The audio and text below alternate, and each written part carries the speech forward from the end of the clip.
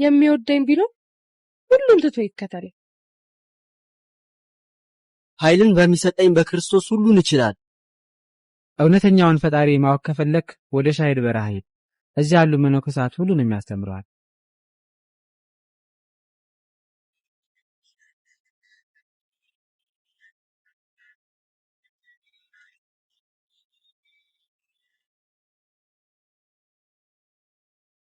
እንደምን አደሩ አባ? እግዚአብሔር ይመስገን። አባ ኤስድሮስን አይተዋል? ጸሎት ላይ ሳይሆኑ አይቀርም። እሺ።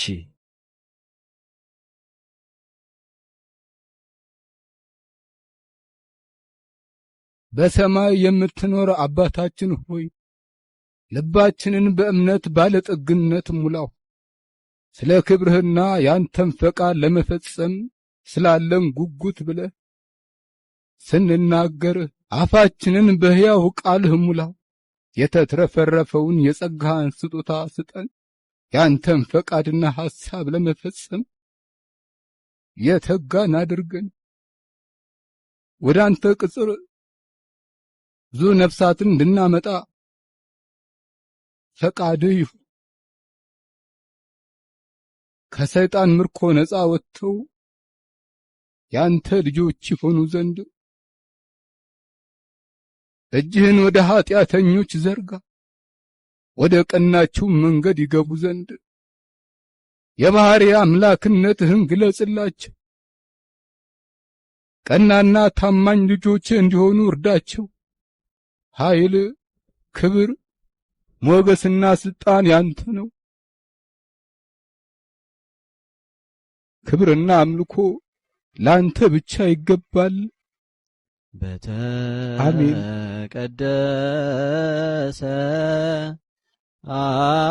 አጠራሩ ወዴት ነህ ልጄ? ሙሴ ምንም እንኳን መጥፎና አጸያፊ ሕይወት ቢመራም ለሁሉም ክፉ ቢሆንም የሰውን ልብ የሚመረምረው ጌታ እግዚአብሔር ውጫዊ ማንነትን አይመለከትምና በአንድ ሰው ልብ ውስጥ ሊጠፋ የደረሰን ሻማ መልሶ እንዲነድ ማድረግ ይቻለዋል። ለደከመ የሚደገፈውን እንጨት ያቀርባል። በቅዱሳት መጻሕፍት እንደተጻፈው የተበላሸ ፍሬን እንዲያፈራ የሚጨስ እንጨት እንዳይጠፋ በሙሴ ልብ ውስጥም የቀረበ ሕይወት አገኘ። ስለዚህ ወደ ምሕረት መንገድ መራው። እዚህ ምን ትፈልጋለህ የኔ ልጅ? እውነተኛውን አምላክ እንደምታመልኩ ሰምቼ ነው። ስለዚህ ስለ እርሱ ለማወቅ ወደዚህ መጣሁ። ቆየኝ የኔ ልጅ፣ መጣሁ። ቀደሰ አጠራሩ ወዴት ነህ ልጄ ይልሃል። ምን ልርዳህ? አባቴ ምንም እንኳን ስፍር ቁጥር የሌለው ኃጢአት ብሰራም እውነተኛውን አምላክ ማወቅና ከእናንተ ጋር መሆን እፈልጋለሁ። ስለዚህ እውነተኛ አምላክ እንዴት አወቅህ? ማንስ ወደዚህ ቦታ መራ? ስለ እግዚአብሔር ምንም የማውቀው ነገር አልነበረም። ነጋዴዎችን እዘርፍ ነበር። በዚህ ምክንያት ክርስቲያን ምርኮኞች ስለርሱ ነገሩ። ብቻዬን በሜዳ ላይ ሲሄድ ወደ ሰማይ ተመለከትኩ። ፀሐይ በምስራቅ ወጥታ በምዕራብ እንደምትጠልቅ አስተዋልኩ።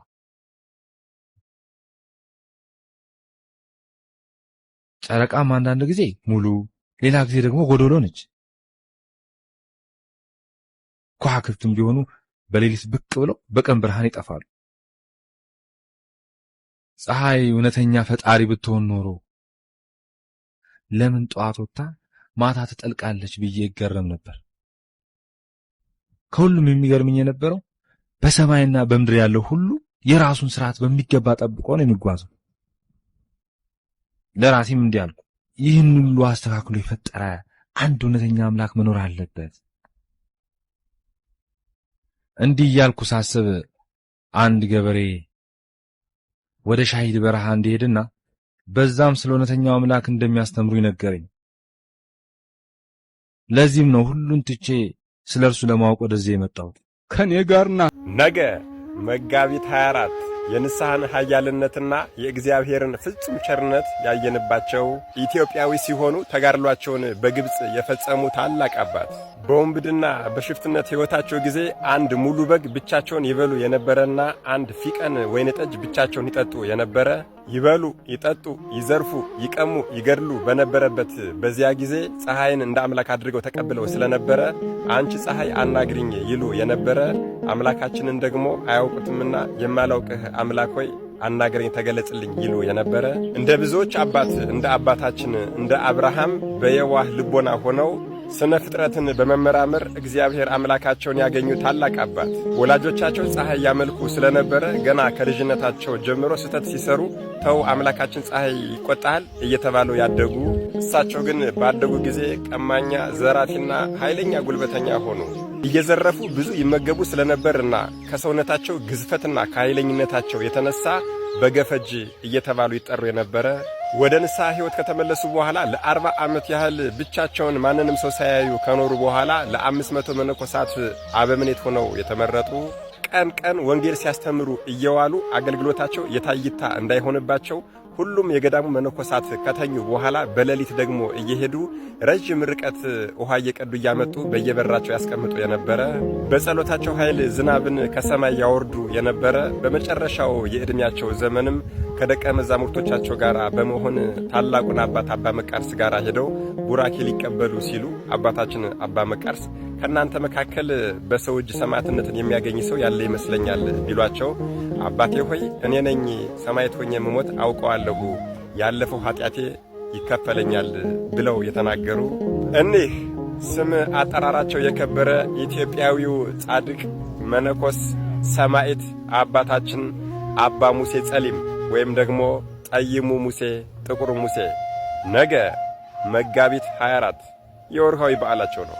አባታችን አባ ሙሴ ጸሊም በበረሃ ሆነው በሽፍትነት ይኖሩ በነበረበት በዚያ ሰዓት በጣም ብዙ ወርቅ ከባለ ሀብቶች ሰብስባ ለነዳያንና ለቤተ ክርስቲያን ልትመጸውጥ የምትሄድ አንዲትን ክርስቲያናዊት ሴት ያዟትና ማረኳት። ማታ ላይ አባታችን አባ ሙሴ ጸሊም ስለ ውበቷ ሲያወሩና ሲነጋገሩ ሴቲቱ አንተ ሰው ስምህ ማን ነው አለቻቸው።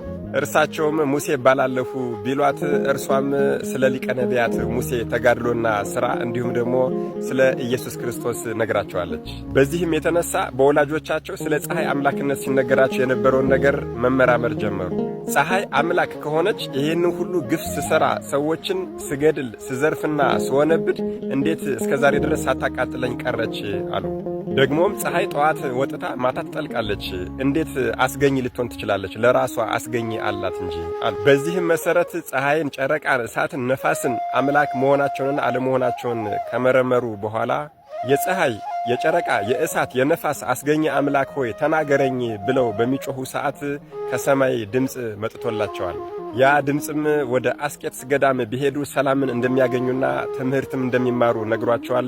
እሳቸውም ወደ አስቄጥስ ገዳም ሄደው አባታችን አባ ኤስድሮስን አግኝተው የሃይማኖትን ትምህርት ተምረዋል። ወደ አስቄጥስ ገዳም ሲሄዱ መጀመሪያ ሲዘርፉበትና ሲገሉበት የነበረውን ሰይፍ ይዘው ስለሄዱ በገዳሙ ያሉ መነኮሳት ሊገለን መጣ ሁሉ ብለዋቸው ነበር።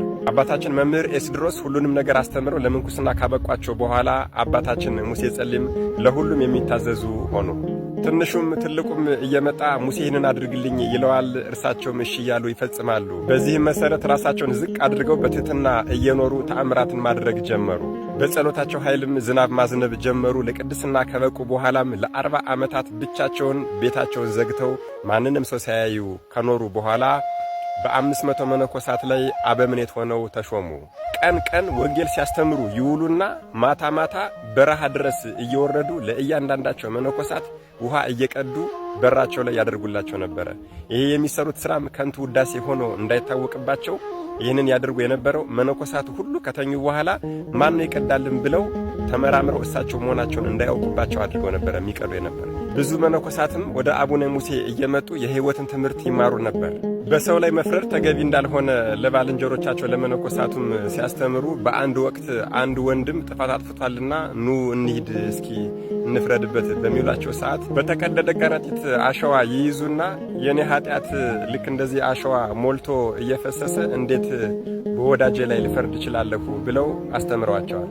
አባታችን አባ ሙሴ ሁላችንም የየራሳችንን ጥፋት ማየት ከቻልነ የባልንጀራችንን ጥፋት ለማየት እድል አይኖረንም ይሉ ነበር።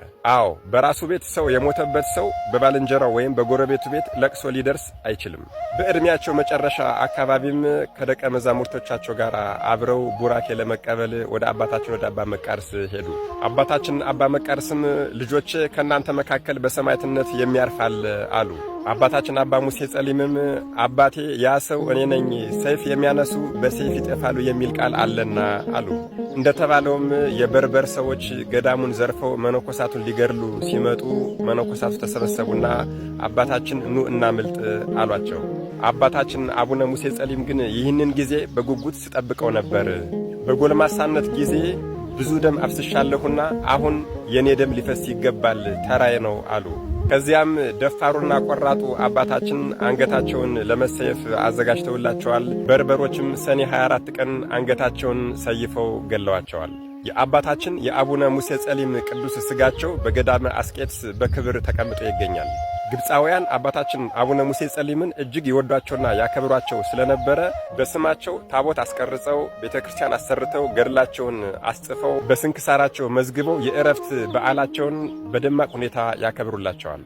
መድኃኔዓለም ኢየሱስ ክርስቶስ ከታላቁ አባታችን ከመነኮስ ከሰማዕት ከአቡነ ሙሴ ጸሊም እንዲሁም ደግሞ መጋቢት 24 የጽንሰት በዓላቸውን የምናከብርላቸው ከሐዲስ ሐዋርያ ከአባታችን ከአቡነ ተክለ ሃይማኖትና ከወላጆቻቸው ከእናታችን ከቅድስት እግዚአብሔርና ከአባታችን ከአቡነ ጸጋ ዘአብ ረድኤት፣ በረከት፣ ምልጃ፣ ቃል ኪዳን፣ ፍቅር አይለየን። አሜን። ይቆየን።